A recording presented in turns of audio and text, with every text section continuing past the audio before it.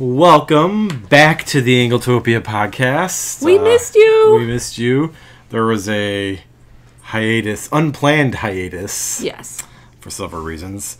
One, the flu went through the entire Thomas household for most of March, so that was fun. Like legitimate influenza. Yeah. And we had our flu shots, but we still got it. And we're not starting a debate on vaccines or anything like that. Just saying. Yeah, so we were felled.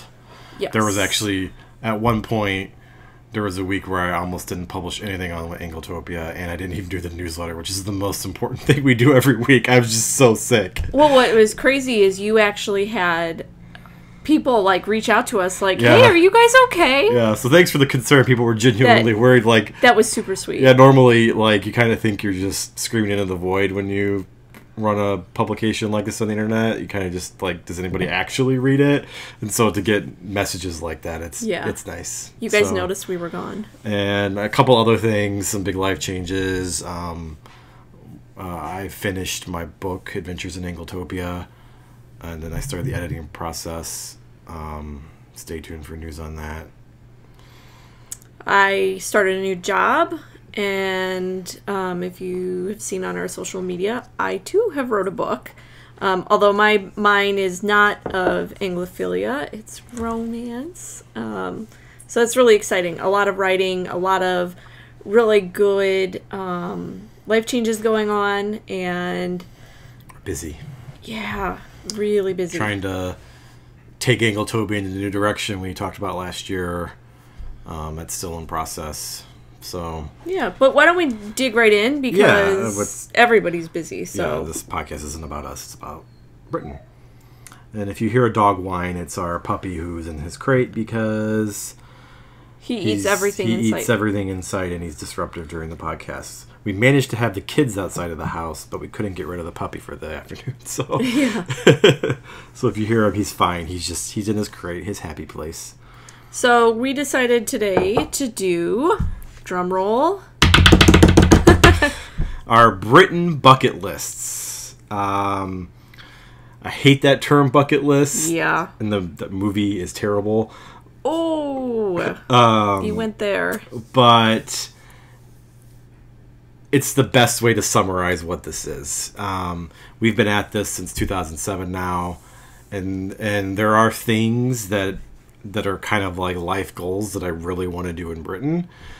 There's things that I've actually done that I did an article a couple years ago on my top 10 things I wanted to do, and I've done like half of them so far. So I'm a big proponent in setting goals and achieving them. So when we make a list like this, I fully intend to do everything on this list.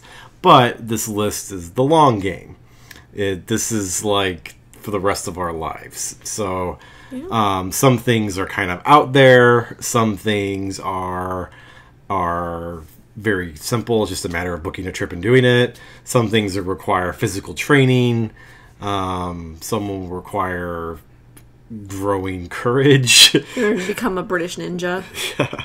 So, but I thought this would make an interesting topic for us to go back and forth, because it's no secret around here that she's an Anglophile by proxy. She's kind of been dragged along. I'm the crazy one. So, but over time, she's developed things that she likes to do there. And so it'd be interesting to see if there was anything that she wants to make sure we do sometime, because I will gladly book a trip to do something she wants to do just so I can go. Well, and I want to say, though, that through all of our travels, it's become my second home. Like, when we land in Britain, I feel like it's the same feeling as when we land in Chicago. It's like, oh, I'm home. So this list is very personal. Yeah. You know, I mean, we're not seeking to, like, compare what would be on your list. Like, this is kind of things that... But you're free to comment. Yeah, you're free to comment and let us know what you'd want to do. But in the end, sorry, our future watching machine is talking to us. You know, it's very much things that we really want to do, and it's very personal. They're very personal choices. There will be things that maybe you would want to do that we'll leave off, so that's where the comment section comes in handy. If you are looking for inspiration for things to do on your Britain bucket list, I recommend getting this map, the Great British Adventure Map, which we sell in our online store. Shameless plug alert. Although the shameless plug would make more sense if we actually had any in stock, which we don't. But I'm going to be getting more, so go join the waiting list. This map is just filled with adventures in Britain and things that would be on the bucket list. We used this to plan our drive from Lansdowne to John O'Groats last year, which was on my list.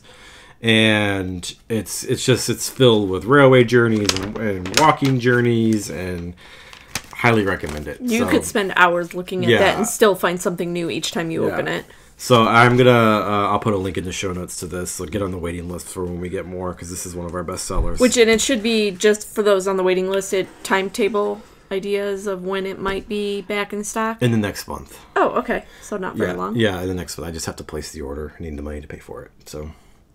Okay. So, I'm sure I have more things than you, so why don't you start with one? Oh, look how chivalrous.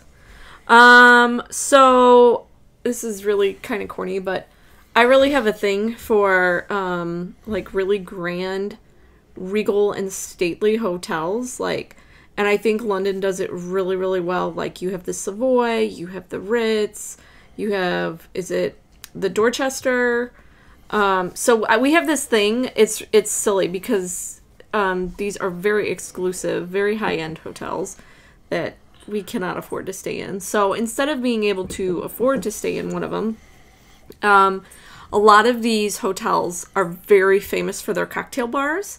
So it's been a tradition that I've started that we pick one hotel per trip, and we'll go have a cocktail in the cocktail bar. So but as fun as that is, and I highly, highly recommend it. It is great to people watch. I have had some of the best cocktails and appetizers of my whole life. Which ones have we done? We've done the American Bar at the Savoy. Yes, classic. We did the Rivoli Bar at the Ritz. Yes. I had a legit drink with gold flakes in it.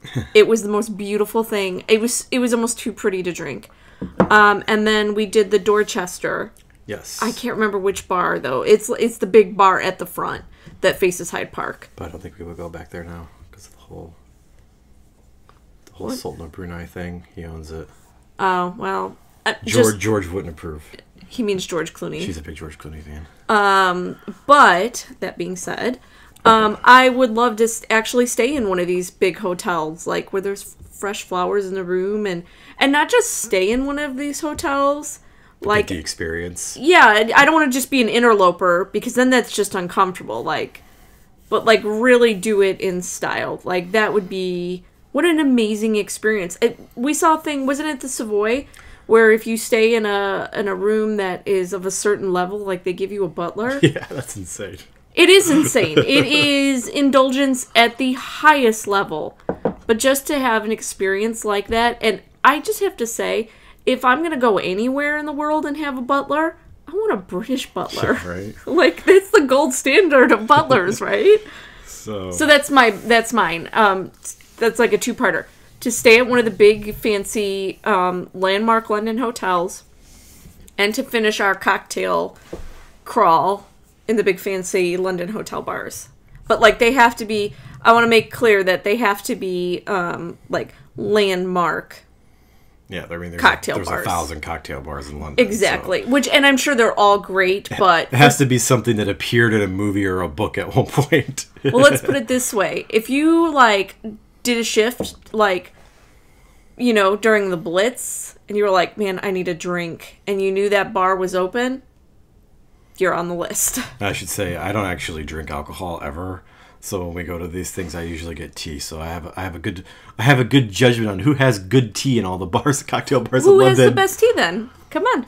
I think the American bar had the best tea so far. Yeah, really? Yeah. That's interesting. All right, so. So my number one is probably the one most likely to happen the soonest, I hope. Because it's been one that I've been working towards for I've been banging on about it for like 5 years now. It's pathetic, actually. Oh, I know exactly where this is going. There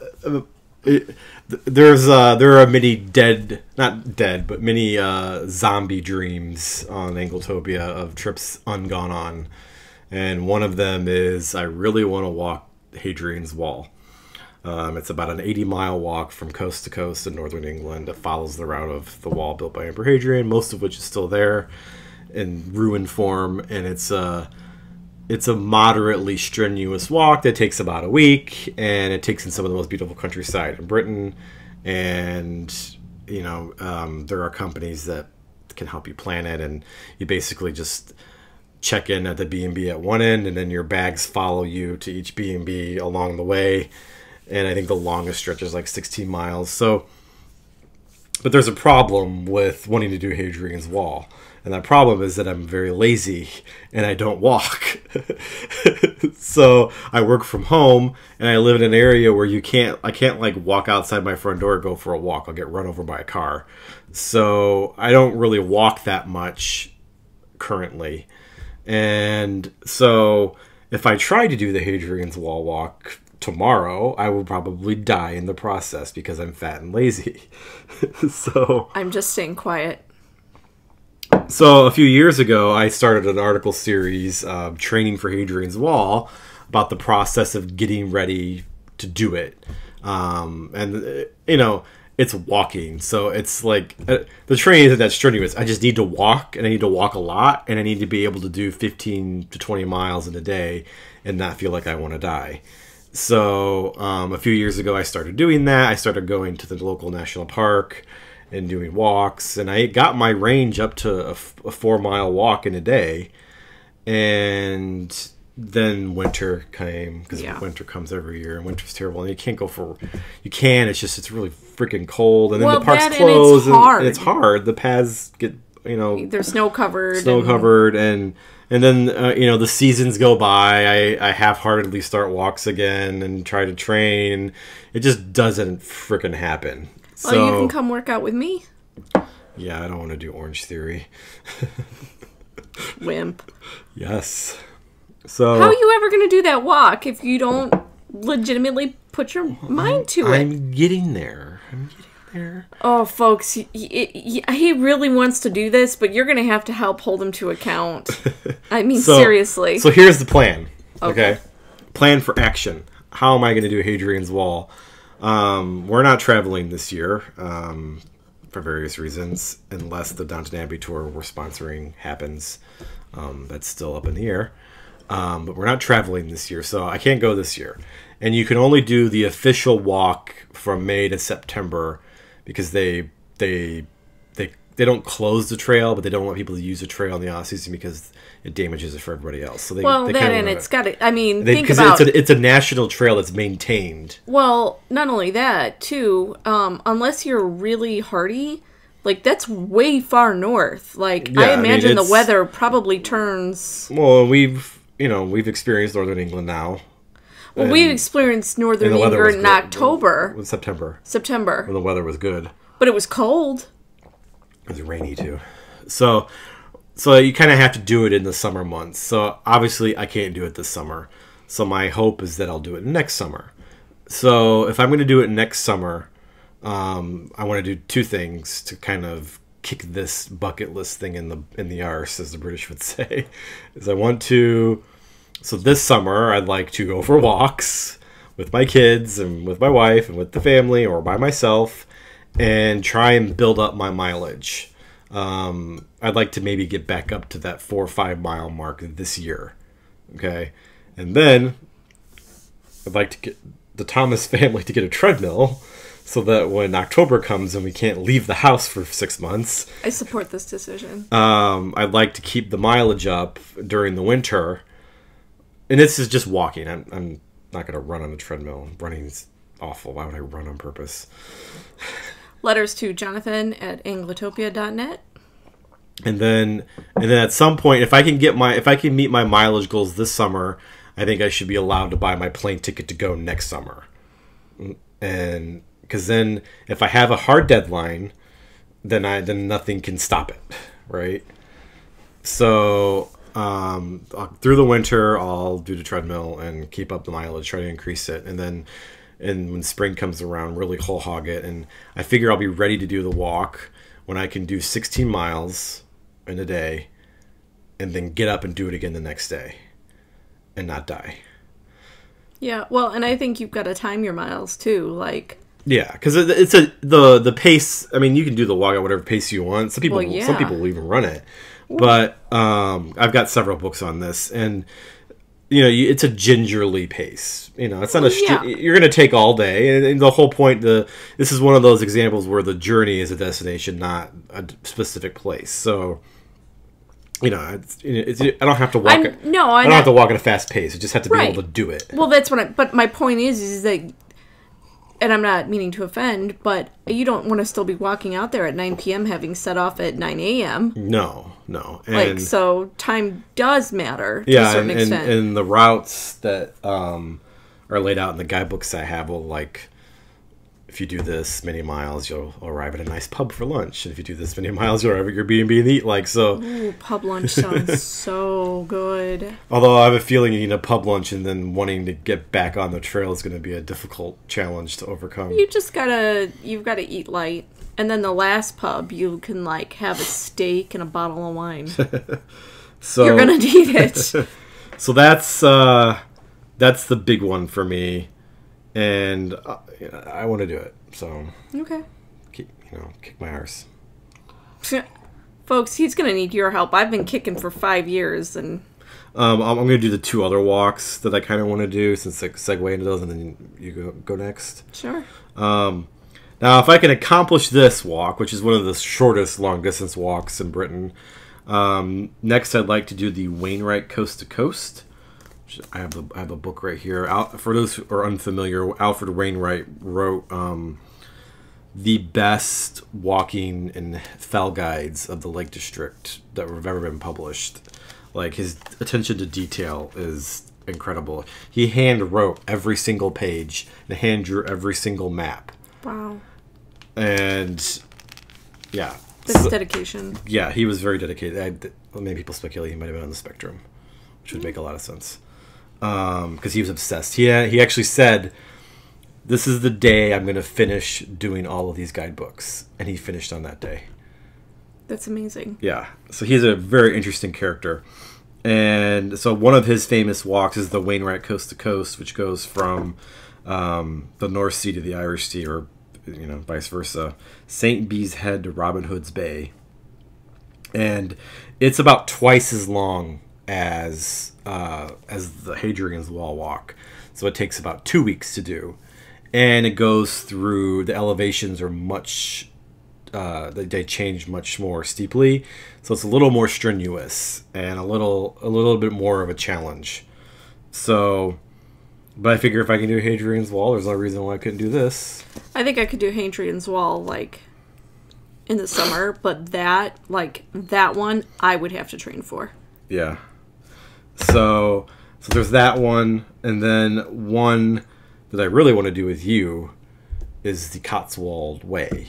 Oh yeah, we've done pieces of it. Yeah, which is about 130, 140 miles, and it literally goes from one end of the Cotswolds to the other. And it's a national trail that's maintained. It's beautiful. And a lot of people do this, but it takes about 2 weeks as well. So you gotta train for it and block some time. And I've heard that it's like Hadrian's Wall. It's kind of a gingerly pace. The elevations don't really change too much, but I mean, it's the Cotswolds. But that's something I think you and I would have a lot of fun doing, because we like the Cotswolds a lot. Yeah. So. The next thing on my list is the Scottish coast.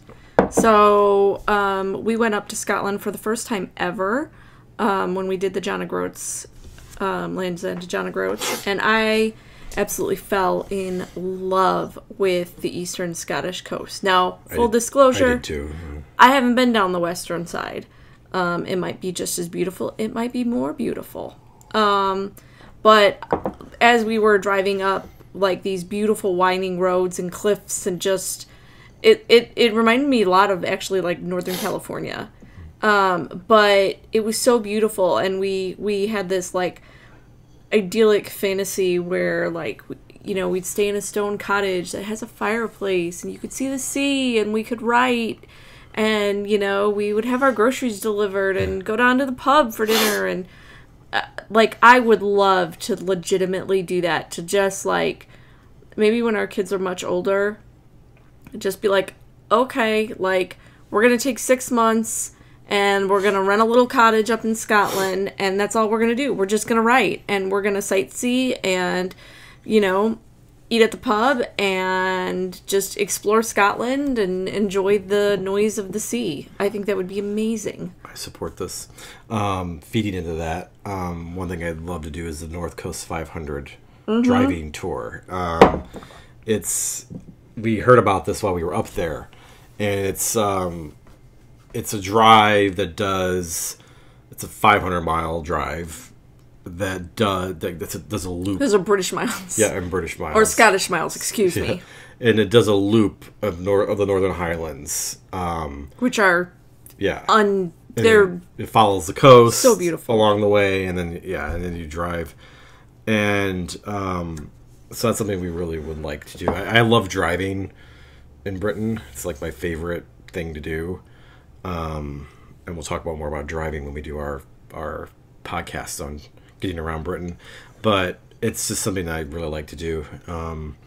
If you watched the Grand Tour on Amazon Prime, the Top Gear spinoff, the guys from Top Gear, they did an episode where they did a drive through the Scottish Highlands, and they started doing the North Coast 500, and then they kind of diverted off of it. And so it gives you an idea of what it's like up there. And they said in the show that they've been all over the world, but they think that drive is the most beautiful drive they've ever been on.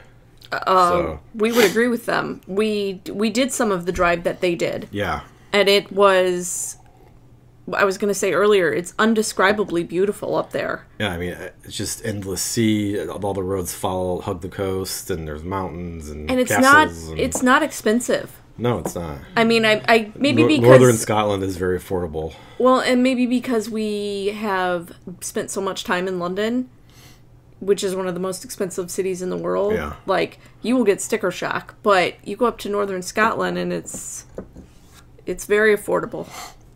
So that's mine. One thing I'd love to do is, like I said, I'd love to do long distance driving in Britain. Well, now we've done Lansing and John O'Groats. Like, what else is there? Because we could do it in the opposite direction. Yeah, we could do John O'Groats to Land's End. I mean, we've talked about doing a guidebook because there isn't a guidebook for the drive, so we'd have to do it again if we did that. But that's kind of a nebulous plan. That's just kind of something we've thought about. But I really want to do the Channel Shore. If you can see the map behind me in the video portion, I want to drive basically from, I guess, Ramsgate or Margate or Dover and drive west all the way to Land's End. It's a long drive. I'm game. But it takes in some of the most famous landscapes in southern England. You drive it, and I'll sail it. Okay. That would be amazing. But it takes in so many beautiful places, and I read a book by Tom Fort called The Channel Shore, where he biked it, and that's a really good book. So it made me really want to do it. I mean, it's full of seaside cities and towns and cliffs and whatnot, and it would take in Dorset, which I totally approve of. Actually, that kind of feeds into one of mine. And I know that you have something really similar.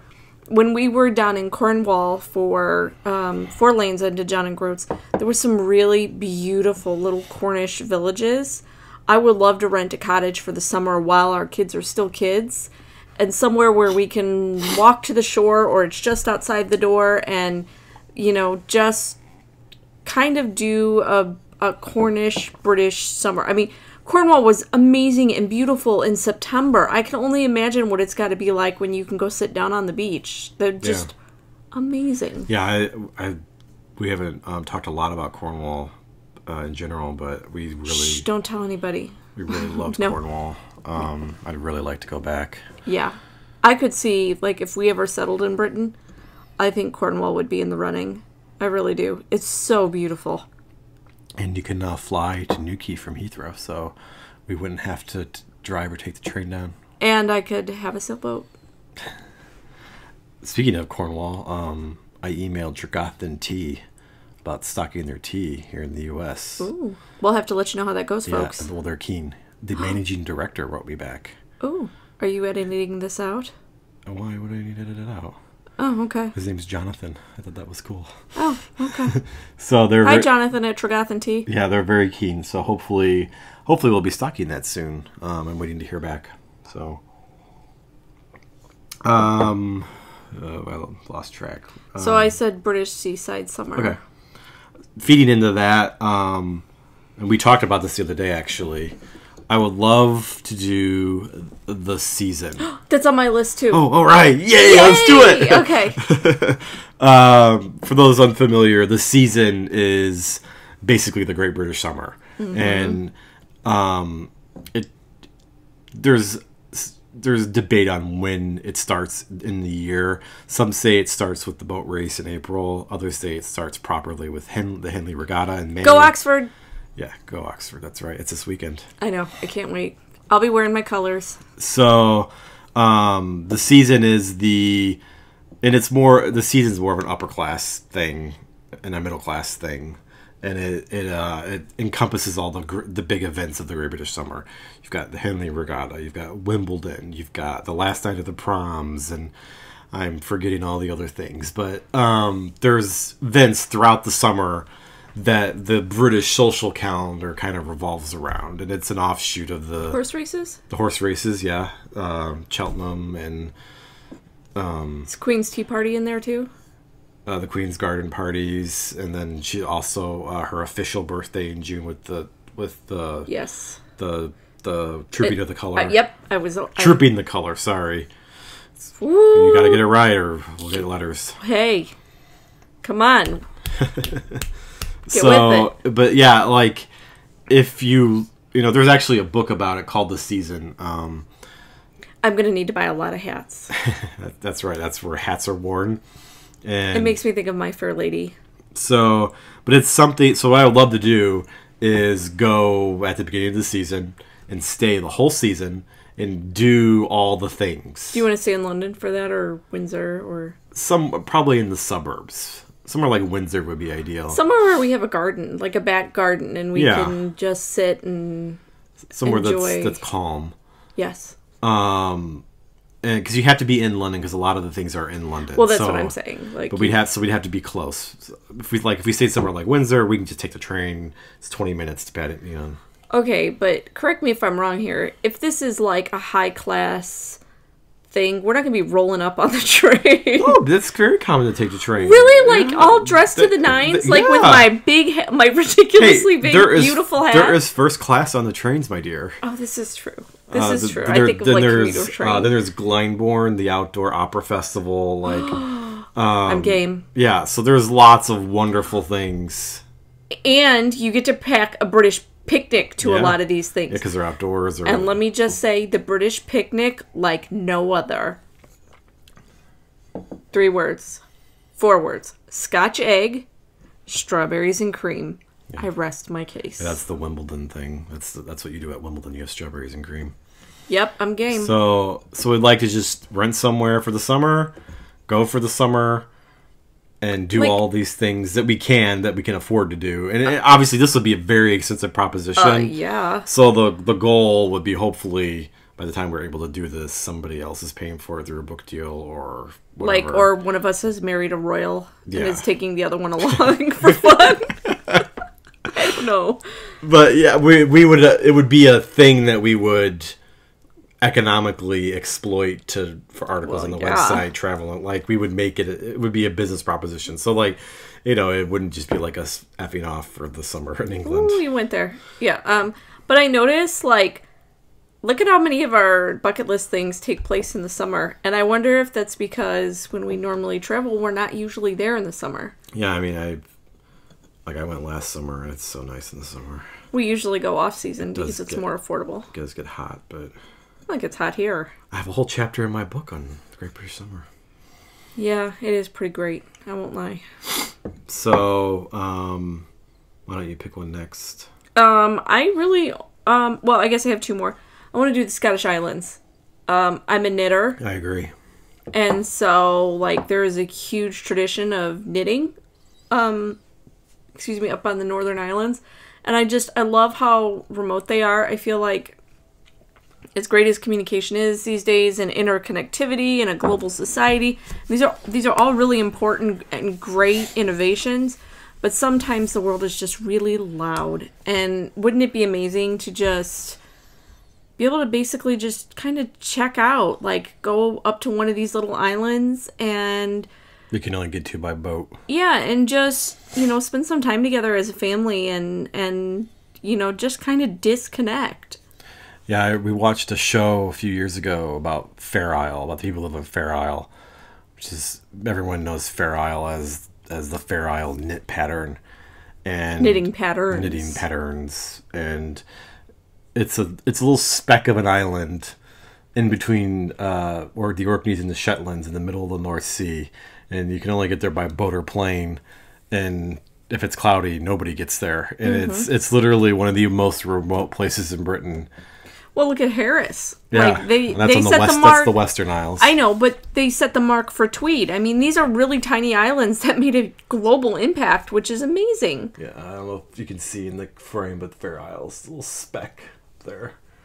Yeah, Harris is on the other side. I know, but somewhere. I would really like to do like a really good survey of the British Isles. I think that would be amazing. I agree. So I take that off my list too. Speaking of islands, I'd also like to do the Channel Islands, which are off the coast of France. Yep. They have a very interesting and unique history, mostly because they were invaded by the Germans during World War II. So, it's the only part of the, Great Britain or United Kingdom that was occupied by the Germans. I didn't know that till just a couple of years ago, which I thought is just crazy. Yeah, they did not have a good time during the war. I don't think anybody had a good time during the war, honey. There's a good movie that just came out last year that's on Netflix. Is it the Guernsey? The Guernsey Potato Pie Literary Society. It's a really long title. It's a sweet It's got story. Lily James in it. It's really good. It's a good movie, actually. I wouldn't mind watching it again. Yeah, we'd endorse that one. And then, continuing the island thing, I'd like to go to the Isle of Man. Mm-hmm. The Isle of Man is in between Ireland and Great Britain. It's kind of it's in the middle of the Irish Sea. So that's not where all the footballers are? There's an island that all the footballers live on. What? You don't know what I'm talking. It's a wealthy island. Is it? If it's not Guernsey. Oh, you're thinking of Portland and Dorset. No, I'm the not. Island of.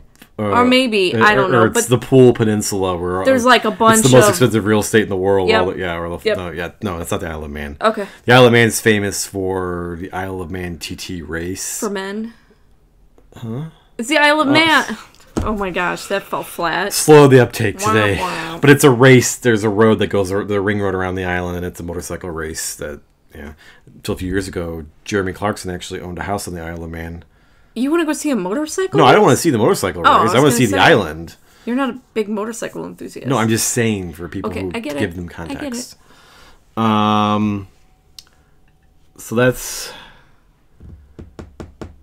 Okay, do you have one? All right, here's my last one.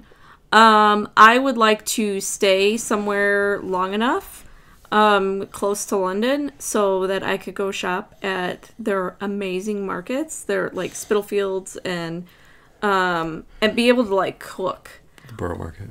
And Borough Market, thank you. They have the most beautiful markets, and I would love to when we go and we're in London and we're there on business. We're usually in a hotel, which is great because then dinner's taken care of for you. But I absolutely love to cook. Love to cook. And so we have spent a lot of time as I drag you through these markets going, oh, look, a cheesemonger. And, oh, look at this. And look at it's almost painful to not be able to be like, I'll have a wedge of blue, please. A good wedge of cheddar. I feel like it's like Wallace and Gromit here, right? Jeez. Cracking toast, Gromit. Yeah, exactly. But it would be amazing to to go source our food at the market and be able to cook really amazing dinners and maybe have dinner parties. Oh my god, we could have dinner parties with our British friends. That would be amazing. Okay, I'll totally stop, like, being all girly over here. What are you doing? I'm going to introduce them to our British cat. Our British cat, who is an American cat. Yeah. This is McGonagall. Named after McGonagall from Harry Potter. We had a cat named Harry Potter. He was an orphan? Can I explain why he was named Harry Potter? Because it's the best story. Okay, so how he came into John's possession is not really important. He happened to find John one day. I found him in a vacant house that we were cleaning the carpets in, and his dad owns a carpet cleaning company, and he made himself at home in the front seat while we were cleaning. Okay, so and he was very friendly. But he'd clearly been abandoned. I was in Chicago for the day, and I get this phone call from John going, honey, I brought home a cat. I had a cat when we moved in. We had just adopted a cat because John wanted one. So we had 2, and now he had brought home a 3rd. And I'm like, oh my God, 3 cats in 600 square feet? You are nuts. And so he brought the cat home, and he put the cat in the bathroom. And he was like, babe, just go meet this cat. If you really don't like him, we'll figure something out. Maybe my parents will take him. I'm like, all right. And so I walked in, and he had a notch taken out of his ear. So I don't know if he got in a fight or it was a deformity or the vet had done it. No, because he wasn't fixed. He wasn't fixed. So he had this notch. It was almost like a zigzaggy notch. And so it made me think of Harry Potter. And so I said to John, I'm like, okay, here's the deal. We can keep him, but he's an orphan. And he kind of, his coloring reminded me of Harry Potter. The boy with the brown and the glasses. And so we named him Harry Potter. And he was our orphan cat. And all the other cats are dead now, so we can say he was our favorite cat. She's as McGonagall walks out of the room. Well, no, so he was our favorite cat. I should say lumbers out of the room. Yeah, she's a very large kitty. Yeah.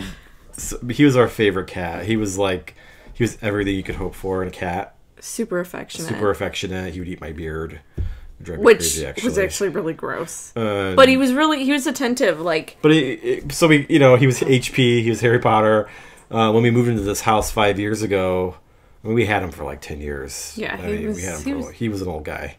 We moved into this house about 5 years ago when we bought it, and one day we just noticed we couldn't find him. He wandered off and never returned. Yeah. We looked and looked, and we were heartbroken. Yeah, I mean, and so were our friends, which was crazy. Yeah, he was very old. It was probably time anyway, and so we don't know what happened to him. Maybe he's made himself at home in one of our neighbors' houses. We just don't know it. But probably. That would not surprise me. That would be very much how he rolls. But he had a chip, but he never came home. And so to circle back around why we have McGonagall, we got her from the shelter, and she looked like the cat that McGonagall is in the Harry Potter movies, and she's very, very full of herself. Yes, shall we say, as the British say, she has an air about her. She has an air about her, and but she's so sweet. Yeah, and she had big paws to fill, and so she has big paws. And so the tradition now is that we name one of our rescue cats after a character from Harry Potter. So she's McGonagall. Yeah. So I wonder if we'll ever name a cat Snape. It'd have to be a black cat. Yeah. We had a black cat, but he died too. Yeah, he was a rescue cat too, but there was something a little off. He was a little off. But we loved him just the same. Yeah. He's a little off. Anyway, we're way off topic. No one really wants to hear about our cats. Probably not. But even our Anglophilia goes to our pets. Our dog laying at my feet, his name's Gromit. Our dog in the crate is named Winston after Winston Churchill. Folks, send help. I'm kidding. Our other cat, Pearl, she's not named after a British thing. No, she's named after a knitting technique. Our basement cat who lives outside in the basement. Who is 35 years old. Who's she's 20 years old. No joke. She is the world's oldest living cat. She's an orange furball. Her name's Elizabeth. Yes, after Queen Elizabeth. But she's an outdoors cat because she's got her claws and she likes to be outside. So she doesn't get to come in the house. But we are responsible pet owners. She lives in the basement. She comes and goes as she please. And she's been fixed. And she has her shots. And, she's well taken care of. Last year, I don't even think she went outside that much. Do you blame her? Would you go out there? I'm not going out there. I spend 8 months of the year in this house. It's just, there's too much snow. Yeah. Getting back to the bucket list. Yeah, sorry, folks. Where are we on time? Okay, we've got 20 minutes. Okay, so one of the things that we have done was the sleeper to Scotland. Yeah. Or from Scotland. And which was amazing, kind of. Like, that you travel overnight and you wake up in London. It's like time travel. Yeah. I have an article about it on the site. I'll put it in the show notes. The problem is we didn't really like it wasn't doing a sleeper train. It wasn't a great experience. But it maybe because we didn't know what to expect. That, and I've got IBS, and so I was inflamed, and I had a very uncomfortable ride. I was in pain pretty much the whole way down. So I don't know if that would happen again on the sleeper train. Sharing a cabin, that was not pleasant. So, so on my list was doing the Cornish sleeper, which is an overnight train from London to Penzance, and because it takes like 6 or 7 hours, and I really wanted to do that, but now I'm not so sure if I want to do that. But you also weren't. Maybe I'll give it one more try. You weren't sure though, too, if like the rocking of the train like aggravated your issues and because it had contributed to motion sickness. Yeah, it had started before we were on the train, so yeah, I don't. So maybe we'll give a sleeper train a try again. If you want to go to Scotland, I highly recommend doing the sleeper train. Yeah, I mean it's an experience, and this year all the trains are going to be new. Yeah, the trains we were on were like 30 years old, so you could tell. But then they're getting brand new trains this year. Can I say it might have already started? It might have been dated, but it was clean. Yeah, it was clean. They were clean, and they had phone chargers in the wall. So, speaking of trains, I really like trains. Jackie does not, but I do. It's not that I don't. It's just, it's a lot like the Anglophilia. It's like all trains all the time. Trains, trains, trains. So, there are a couple train things I'd like to do.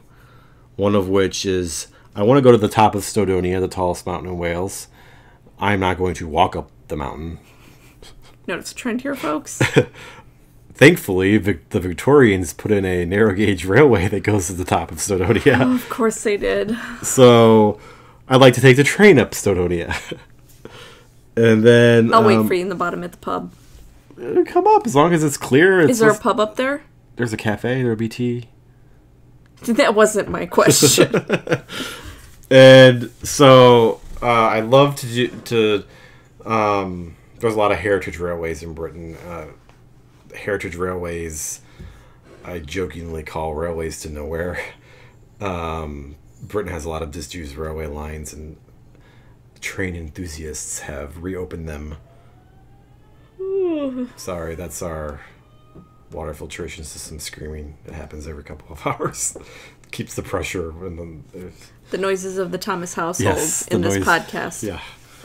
The full gamut. Yeah.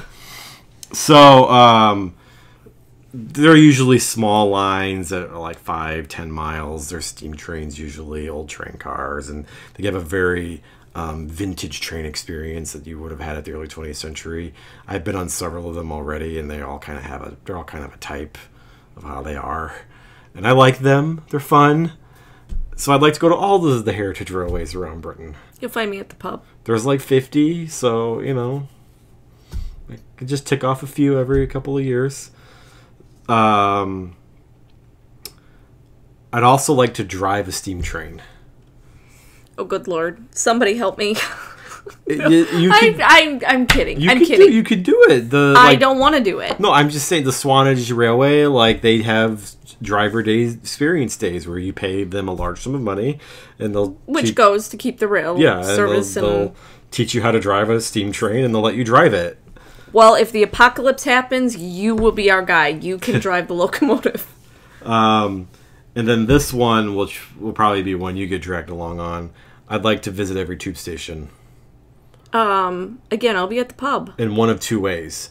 I'd like to do the tube challenge. Where Okay, so we have to do this twice then? Well, hold on.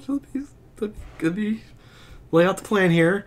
I'd like to do the tube challenge, which is the thing where you visit them as quickly as possible in one day, and just write all the lines. But I remember a couple years ago, not a couple years, it was last year, I wanted to do along the lines where we write each tube line and stop at every stop and like along the way and do a video and article series about it. So I'd like to do the fast way and the slow way. So the along the lines way will take several years, obviously. But I'd like to eventually visit all the tube stations. You have fun with that. I'm not knocking what your dreams here, and I'm not knocking your bucket list choices. It's just there's so much to see in London that is outside of Zone 1. Oh, I don't disagree with that. The only way is to just go forth and explore. And the tube is great, and like the tube is beautiful, but the older I get, like I've got issues with claustrophobia on the tube, and yeah, I wish you the very best with that. Along the lines of driving, this one's a weird one that people are gonna be like, "Why do you want to do this?" Look, at that point, if they fully admit I'm a strange person. You basically want to do all the rail lines in Britain. No, I didn't say I'm going to do all the rail lines, all the heritage rail lines, all the actual rail lines. Like, I've seen the video series on YouTube with Jeff and Vicky. That's enough for me. Like, I don't want to do it myself. Okay. I do want to ride some trains, but okay, please, no more trains. I want to drive the M25. Oh, this is kind of fun.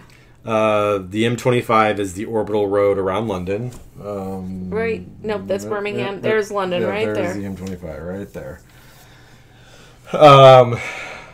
It's like 200 and some miles. You can do it in a couple hours as long as you don't have traffic.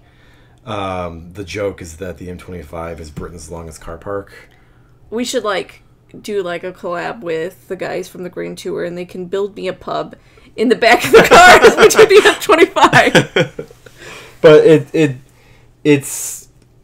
it mostly goes through greenbelt land, so there's a lot of beautiful landscapes. It crosses a huge, beautiful bridge. Like, there's stuff to see along. It's not just driving the road. So we've spent a lot of time on the M25. Usually around Heathrow. Yeah. It gets... I once went when I was staying in Tunbridge Wells. I had to take it from Sevenoaks all the way to Heathrow. That was at 5 a.m. That was the only one on the road. Oh, well then that's how you avoid the traffic. You get up. Yeah, I think I got there in like an hour. At an ungodly hour and just go for it. So I'd like to drive the M25. I'd also like to visit every National Trust property. Okay, I'm game for that. Because there's only like 400 or some, I think. So only 400. And we've been to a big chunk of them already. Actually, we have. So, yeah, I'd like to do that. Because I'll come with you to do that. I love stately homes, but they don't just own stately homes. They own mills and parks and all kinds of stuff. Factories and parks and all kinds of interesting things. So I'd like to just visit them all, mostly because I have a membership in the Royal Oak and it's free for us to do that. And I think that it's impossible to get bored at a National Trust property. Like, you have to try and be bored at that point. There's so much to do. They put a lot of work into making it an all-day experience. So, and I don't want to get on about the National Trust. We have a podcast from a few weeks ago about the National Trust, but it's something I'd like to do, because you can actually get a little passport book in the gift shop, and you can have them stamp it at each property. I think that's meant for children, though, right? No, does it have to be for children?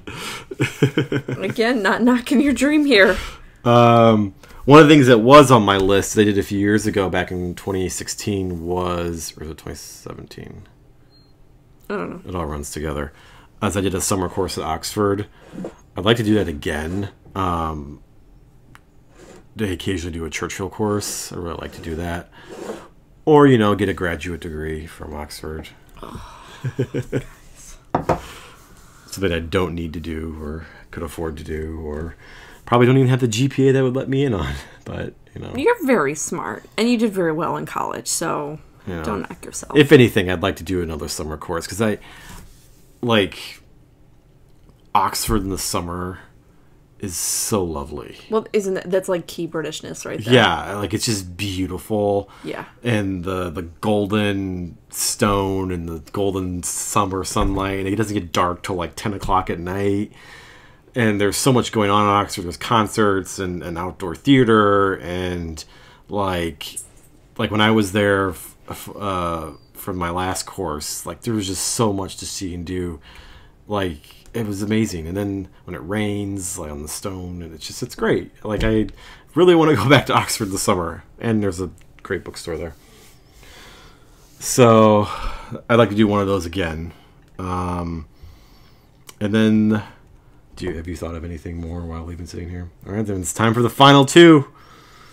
The big ones. The big one is I would like to fly in a Spitfire.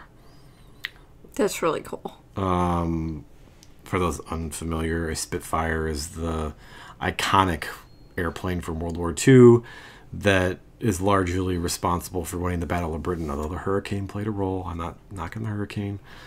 Letters to Jonathan at Anglotopia. But it's the Spitfire is like part of that whole World War II mythology the British had built around themselves. It's a symbol of the Battle of Britain. It's. Are you sure you want to use the word mythology there? It's a symbol of British design and engineering, and they look cool and they sound amazing when those Merlin engines are fired up. When we were there for the Queen's Diamond Jubilee, this is the craziest thing. Like we had Will with us, and he was like maybe 18 months, and so we went down to the park to go get a spot down by the river, but it was so crowded that it was like scary, like a crush of people, and we had like a kid in a stroller, and it was just too much. So we went back to our flat on the Brompton Road, not far from Harrods, and we were like high up. We weren't like a penthouse, but and so we watched it on telly, which is hilarious, with tea and a fire. Even though it was June, it was freezing and raining outside. And then, so the announcer said on the TV, like, and get ready for the Battle of Britain Memorial flight. Yeah, get ready. And, like, before we could see it, we could feel it. Like, the whole flat, like, vibrated. And I said to John, like, and then they came right over the flat, and, like, we went from a vibrating, like, to a rattle. And it was by far one of the coolest experiences. That was super, super neat. The Battle of Britain Memorial Flight is a wing of the RAF that maintains their classic planes for special events and whatnot. And they usually bring them out for like the Diamond Jubilees or the Royal Weddings. I saw them at the Royal Wedding as well. And usually it's a Lancaster bomber, which is the bomber that the famous Dam Busters raid bomber, a Spitfire, and a Hurricane. And when those things fly by, you feel it all the way through your the British have a phrase for it. They call it the sound of victory. Lay down, Gromit. Sorry, he's demanding his dinner. It is dinner time. He's a crotchety old man. He wants to eat right on schedule. So there are two companies now that have taken the trainer Spitfires that have 2 seats, and you can pay to have a flight experience in a Spitfire, fully restored with the Merlin engine and everything. It costs about, last time I checked, it was like £2,500, which is like $4,000. It's a lot of money, which is why it's a bucket list thing. I don't think any of the things that we've said here won't cost a lot of money. Yeah, I mean, unfortunately, it's a bucket list. It's a dream list. And so one of these days I'm going to save my money and I'm going to go do this. Maybe we'll do it during the summer. We do the season because you should do it in the summer. And they take you on a flight over the White Cliffs of Dover. They film it for you. How cool you get to is put on that? the flight suit and like have your own little, you can hum Land of Hope and Glory while you're on your flight. I know you totally would. Yeah, and so that's something I really, really want to do. And if anybody from those companies is listening and would like some free promotion on Anglotopia.net, I will write an article series that you will love if you would like to just, invite sponsor me on board. I am not above shamelessly using my website to get things. I'm not above it. Oh, man. So, yeah, I really want to fly in a Spitfire. That's yeah. And then my final thing, she's gonna roll her eyes. It's not really a travel thing. It's more of an Anglophile thing. Is one day I want to become a British citizen. So one day I want to raise my hand and make the oath to. You are gonna get so many letters. The Queen, or probably be a king by then. Again, more letters. Because it's a long-term... It'll probably take 20 or 30 years for this to even happen, because we have to move there for one, which is very difficult. And then we have to stay there for, I think it's 7 years. And we have kids. Yeah. And kids can travel and stay and move, and it's just not complicates it. One day I want to become British, and Can I just tell you you're British?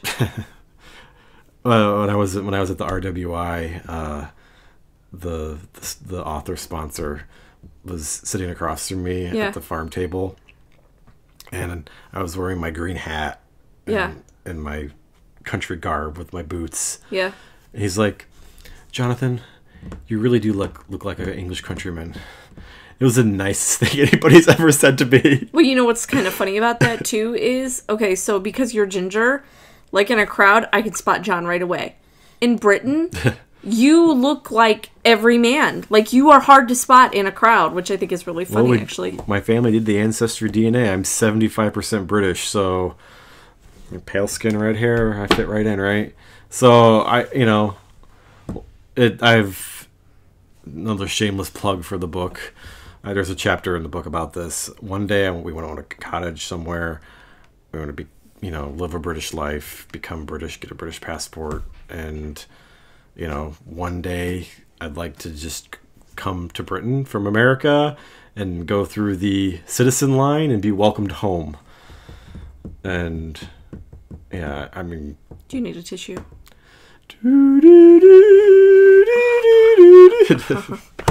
So, yeah. Can't think That's our bucket list. That's our bucket list. It's a lot of things. Oh! Forgot something. I think the dog is going to eat you. We want to do the transatlantic liner.